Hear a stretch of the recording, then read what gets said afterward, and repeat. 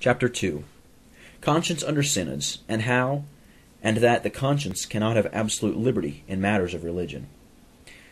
The conscience is a tender piece, and either the best friend next to the physician who can whole broken consciences, or the saddest enemy. If sick, it is like an aching tooth. The more you touch it, the more it pains you.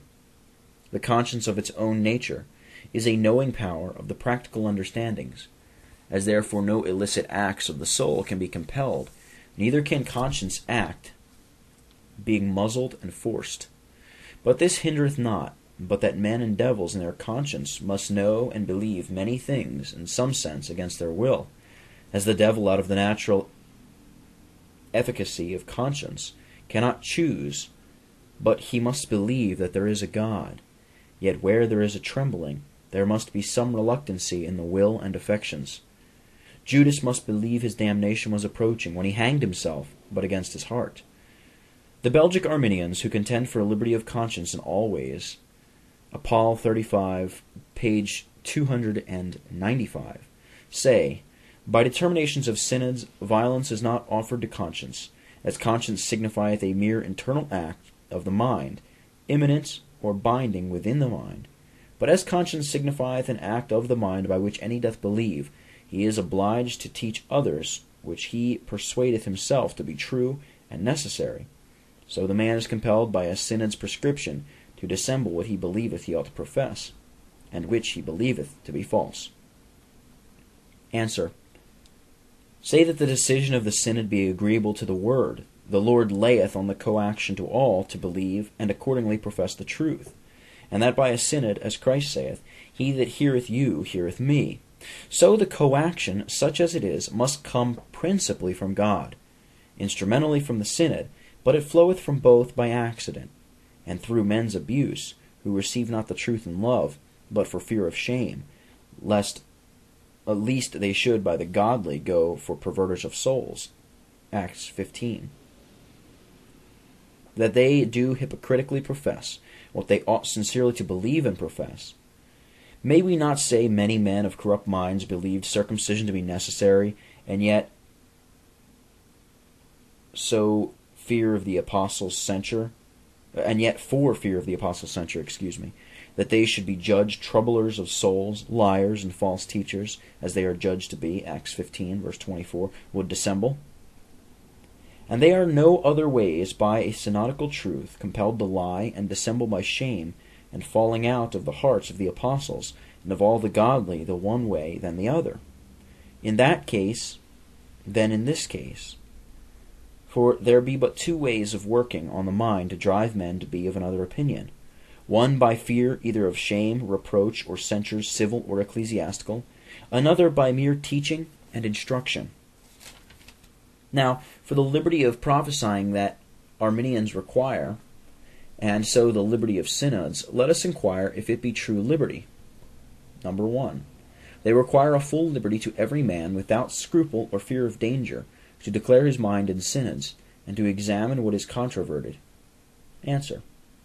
It is in some respect commendable that heretics be candid and ingenuous to declare even what their heretical judgment and indictment of conscience leads them to believe, but a full liberty to question, in the synod, whether there be a God or no, or whether Christ died for sinners, ought not to be, for that is license and heretical license.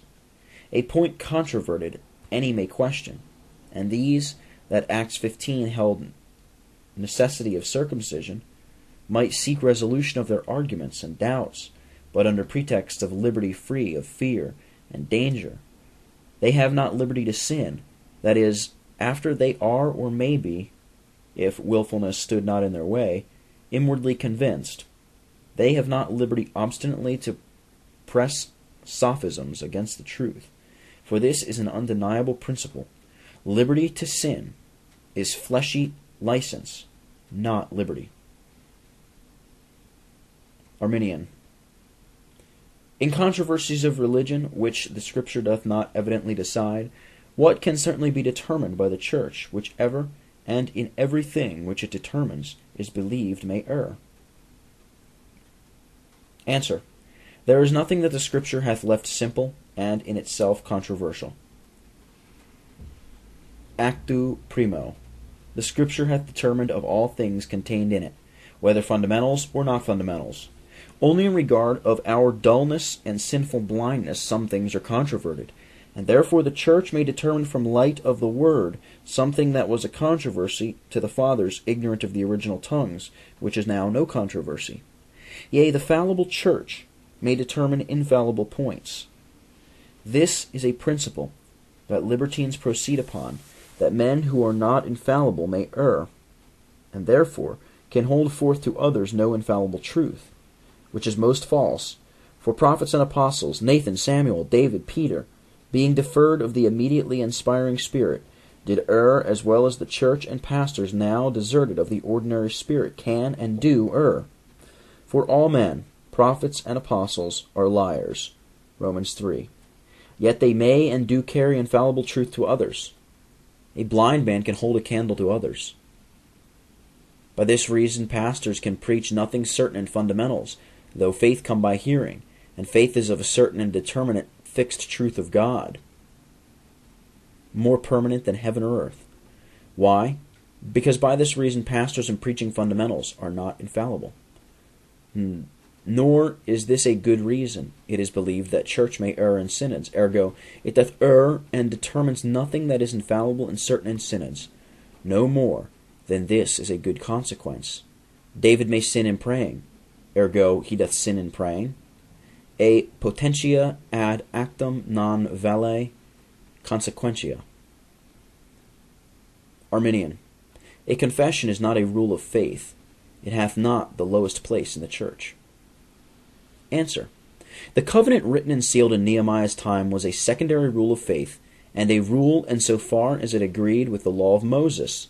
For they enter into a curse and an oath to walk in God's law, and to give their sons and daughters and not to give their sons and daughters in marriage to the heathen, not to buy victuals from the heathen on the Sabbath, to charge themselves to give money to maintain the service of God.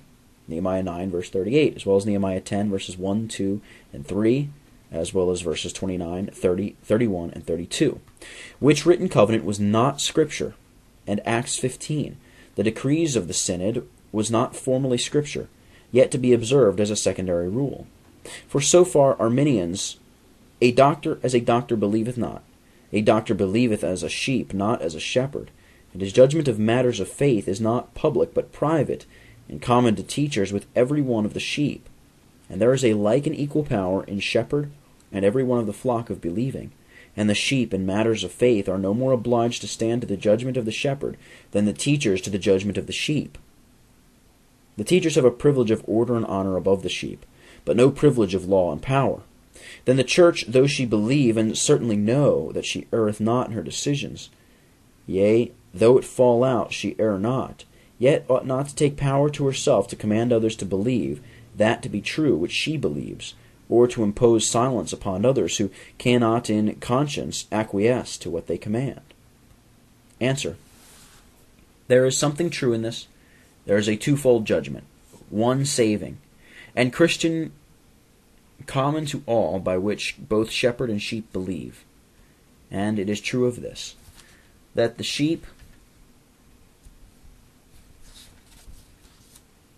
are no more to stand to the judgment of the shepherds than the shepherds to the judgment of the sheep, in point of Christian believing, which, sure, is common to both shepherd and sheep, for the alone authority of God speaking in his word. And so the doctor believes not as a doctor, but as a Christian. But secondly, there is another judgment that is ministerial, official, and authoritative, and this is not terminated on Christian believing, but supposeth a ministerial believing, that what the shepherd teacheth others God revealed to him first, and is put forth in a ministerial and official judging, either in synods or in public pastoral sermons, and authoritative, but ministerial publishing the will and mind of Christ. Malachi 2, verse 7. They shall seek the law from his mouth. Hebrews 13, 7, verse 7. Hebrews 13, verses 7 and 17. That way, the people depends upon the ministerial judgment of synods and pastors, but it is most false that pastors depend upon their ministerial judgment who are sheep, and that there is a like and equal power in shepherds and sheep. And it is false that though the church believes she errs not, and doth not err, yet the church may not command, and in synods ministerially, and with all authority rebuke such as pervert souls, Acts 15, verse 22.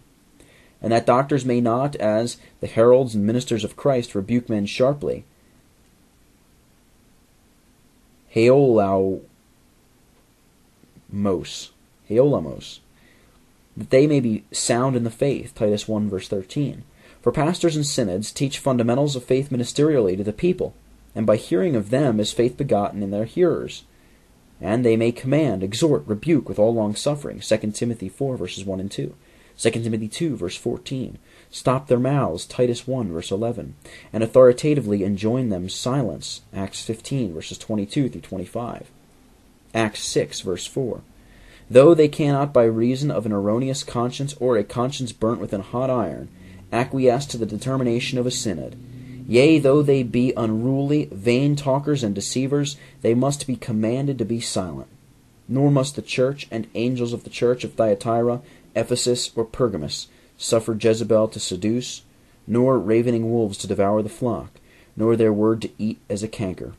For this judgment, authoritative as it is in the head of the church, Christ, as in the fountain and only lawgiver, so it is ministerially only, and by way of office, in the elders, as the will and mind of the king is in the inferior judge, the ambassador or herald, not in the people. And the people are obliged to obey those that are over them in the Lord, who watch for their souls, as those who must give an account. But there is no ground to say the shepherds are obliged to stand to and obey the ministerial and official judgment of the people. And of this it is said, He that heareth you, ministers of the gospel, not the people, heareth me. He that despiseth you, despiseth me. And this is more than a privilege of order and honor, which one Christian hath above another in regard of eminence, of graces, gifts, and of wisdom, experience, and age. It is a privilege of office to speak in the name of the Lord, and yet it is inferior to a privilege of law, because the Lord only imposeth laws upon the conscience, for it is a middle judgment, less than legislative, supreme and absolute over the conscience. This is in none save only in the king and head of the church, and is royal and princely. Yes, it is more, I say, not more excellent, it not being saving of itself, as in believers, than a privilege of mere honor and order. For though it lay no more bands on the conscience to obtain faith because it is holden forth by men, it having no influence on the conscience because of men, whose word is not the formal object of faith, yet it hath an official authority from pastors, which is not merely titulary, so as they may ministerially and officially command obedience to their judgment, as far as it agrees with the mind of Christ, no farther. And when it is disobeyed, may inflict censures, which private Christians cannot do, and putteth these who disobey under another guiltiness, than if private Christians did speak the same word, to wit, not only in a case of disobedience to the second command, but in a state of disobedience to the fifth command formerly, as not honoring father and mother, whereas to disobey that same word by way of counsel in the mouth of a brother, though it be a breach of the fifth commandment also, yet not in such a manner as when we refuse to hear the messenger of the Lord of hosts, and his judgment as a messenger of God is public and binds as public to highest obedience to the fifth command. But as it is a judgment of faith common to the doctor with other Christians, it binds as the mind of God holding, saith in the second command, that we are to believe.